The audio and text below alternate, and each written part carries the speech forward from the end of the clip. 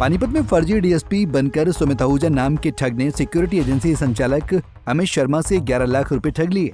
ये ठग खुद को पंचकुला इन्वेस्टिगेशन ब्यूरो का डीएसपी बताता था और अमित शर्मा को पंजाब यूनिवर्सिटी में सिक्योरिटी के टेंडर दिलवाने के नाम पर 15 लाख रुपए की रिश्वत मांगी थी। सिक्योरिटी एजेंसी संचालक अमित शर्मा ने बताया, ठग सुमित आहूजा ने कहा था कि उसकी पत्नी तनवीर संधू उच्च न्यायालय में अधिकारी के पद पर तैनात है और उसके ससुर पंजाब यूनिवर्सिटी के डायरेक्टर भी हैं, जिसकी झांसी में आकर उसने ठग को 11 लाख रुपए दे दिए और पैसे लेने के बाद से वो ठग फरार है।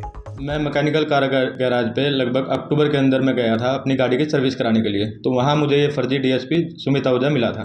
तो वहाँ सातपुर गांव का कोई केस था, तो उसके दौरान इसने उन आदमियों की मदद की थी।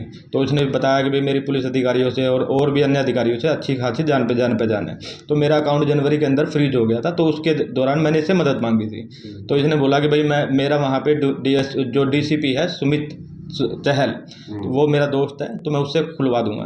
तो इसने उसके रिगार्डिंग भी मुझसे 15,000 एक बार, 7,500 एक बार, ऐसे कर करके अलग अलग अमाउंट में 78,500 रुपये डलवाए थे।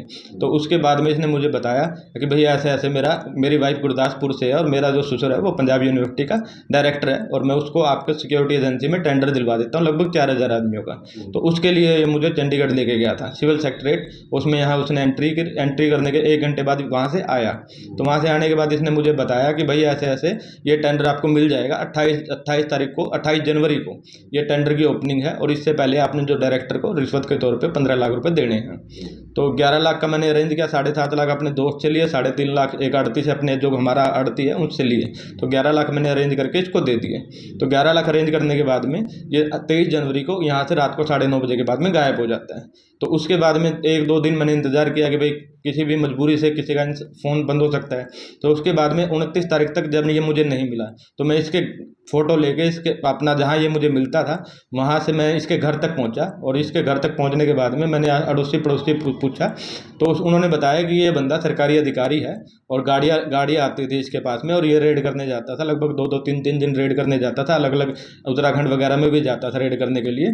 तो उन्होंने यही बताया कि भाई ऐसे आपको धोखा लगा है, ये सरकारी अधिकारी है। तो मैंने उसके बाद इंतज़ार करने के बाद में समाधान शिविर में 30 जनवरी को मैंने अपनी शिकायत दर्ज कराई थी। एसपी साहब और डीसी साहब वहाँ बैठे थे, तो उनको अपनी शिकायत दी। शिकायत देने के बाद में मैंने इंतज़ार किया। तो उसके बाद में एसएचओ जो इंडस्ट्रियल एरिया है वो कहते हैं कि आपकी कंप्लेंट का कोई वो नहीं है, जो कि आपने पैसे कैश दे रखे हैं। तो फिर उसके बाद में मैंने मंत्री जी से गुहार लगाई अपनी शिकायत के बारे में। तो उन्होंने दबाव दे के भाई केस कुछ तो हो रखा है, तो आप इसको शिकायत दर्ज करें। तो एफआईआर दर्ज हुई 15 मार्च को।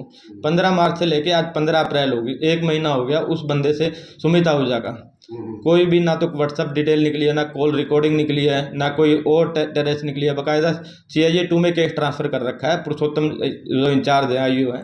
तो वो मुझे ये कहते हैं कि भाई आपको कोई डिटेल मिले तो हमें बताना, अगर हम ही पुलिस का काम करेंगे तो पुलिस क्या करेगी। आप ये बताइए, जहाँ पर वो रहता था आपने वहाँ पर जांच पड़ताल करी, क्या पता लगा कि पुलिस में ही हो? हाँ, वो पुलिस अधिकारी बताया था मुझे। लगभग 16-17 अलग अलग, मतलब 40 से 65 साल की एज के जो 16 आदमियों की गवाही हुई है पुलिस में। पुलिस जो यहाँ ओल्ड इंडस्ट्रियल एरिया के इंचार्ज गए थे, जो IO थे, वो गए थे। उन्होंने जब इंक्वायरी की तो उनको सबने यही बताया कि वो पुलिस अधिकारी है। जहाँ पर रहता था मकान मालिक के पास, वहाँ भी क्या क्या रहता था? DSP था, DSP CID पंचकुला। आपको बता दें कि सिक्योरिटी एजेंसी संचालक अमित शर्मा का ऑफिस मॉडल टाउन पानीपत में है। अमित शर्मा की ठग सुमित आहूजा से मुलाकात जाटल रोड स्थित एक कार गैराज में हुई थी, जहां अमित अपनी गाड़ी की सर्विस करवाने के लिए गया हुआ था।